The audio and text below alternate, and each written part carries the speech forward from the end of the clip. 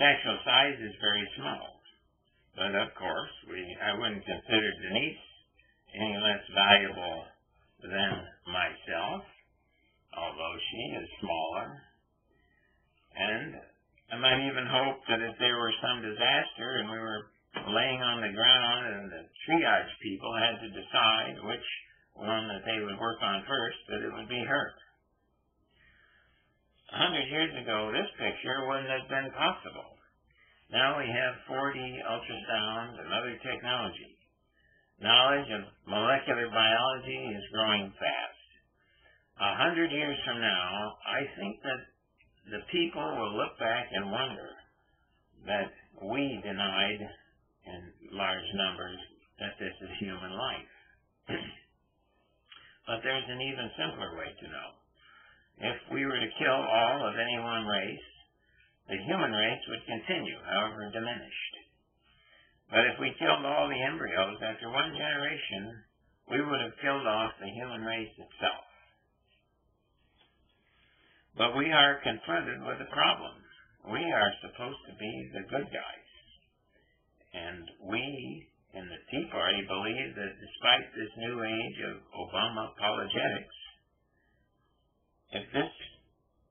we believe that we are the good guys in America, done a lot of good things. If this is human, then wouldn't what happens every week at Planned Parenthood here in Tempe and other places throughout the state and nation, over 1 million times a year, constitute a Holocaust? Can Holocaust happen in America? And if it is a Holocaust, shouldn't that be the most important issue of the day? As a candidate, one gets these surveys. Unions, chambers of commerce, environmental groups.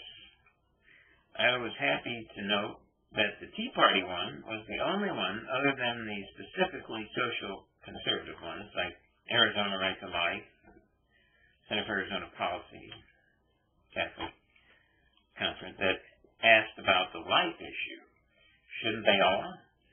Some might say I'm a one-issue person. But if I would take anyone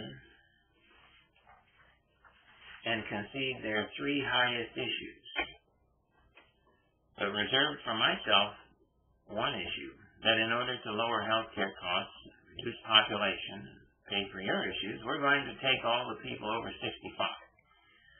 And after a nice party, escort them to a euthanasia center to be killed, after which we will fund a nice funeral. How many would vote for me?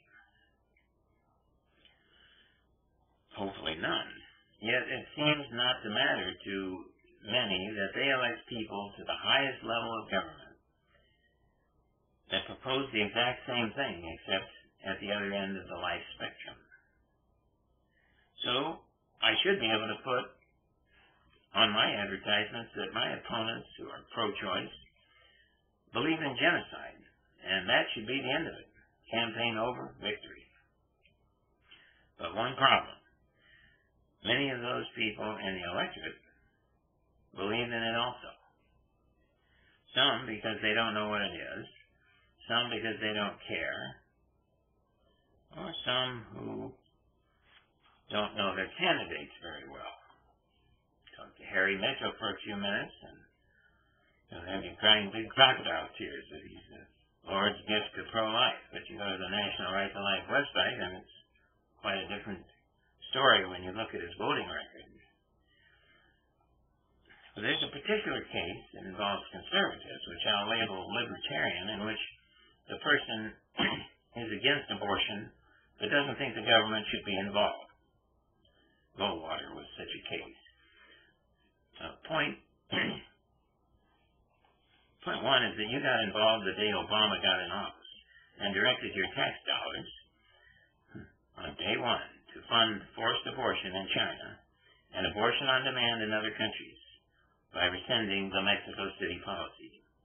But stipulating taxpayer funding is wrong. What is the government's role in deterring or punishing abortion? Well, if my demonstration here was effective, you now believe we should treat the preborn and postborn consistently based on their common and sacred humanity. So government should either outlaw abortion or legalize the murder of born persons to be consistent. But if the latter were done, probably the libertarians would soon be leading the way back to the murder laws and pro-life laws.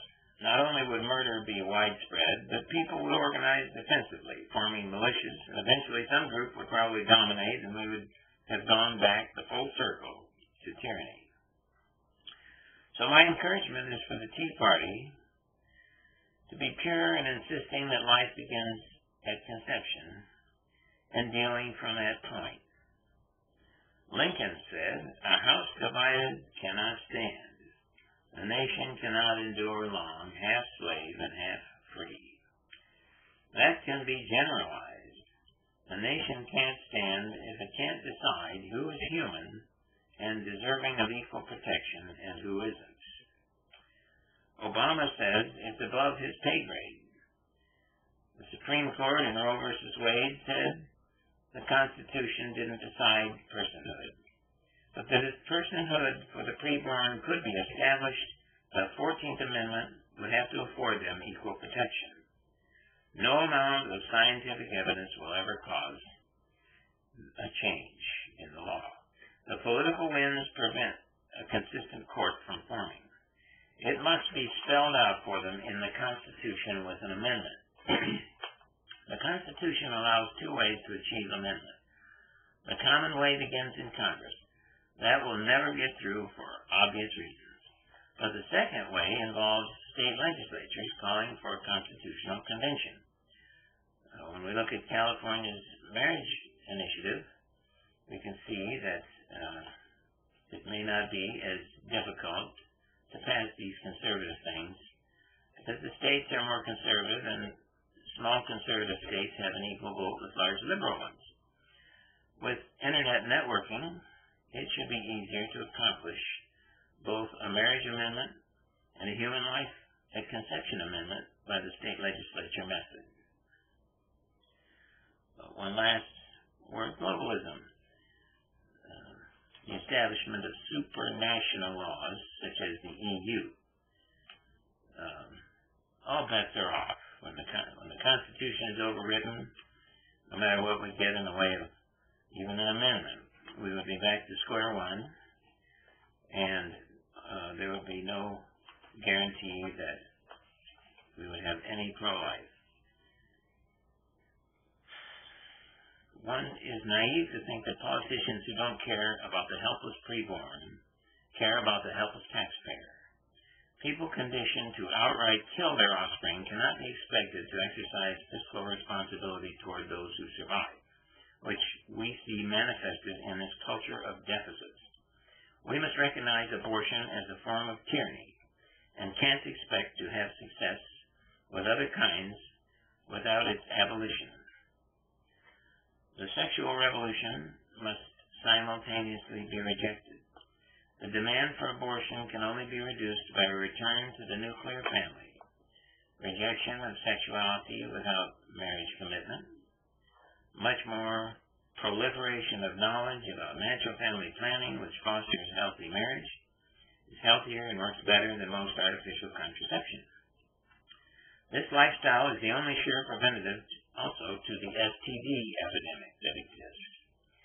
If this is achieved, the millions of preborn who have been sacrificed can contribute to an even better society, and we can apply the words of the Gettysburg Address to them, that we here highly resolve that these dead shall not have died in vain, that this nation under God shall have a new birth of freedom, and that government of the people, by the people, for the people, shall not perish from the earth.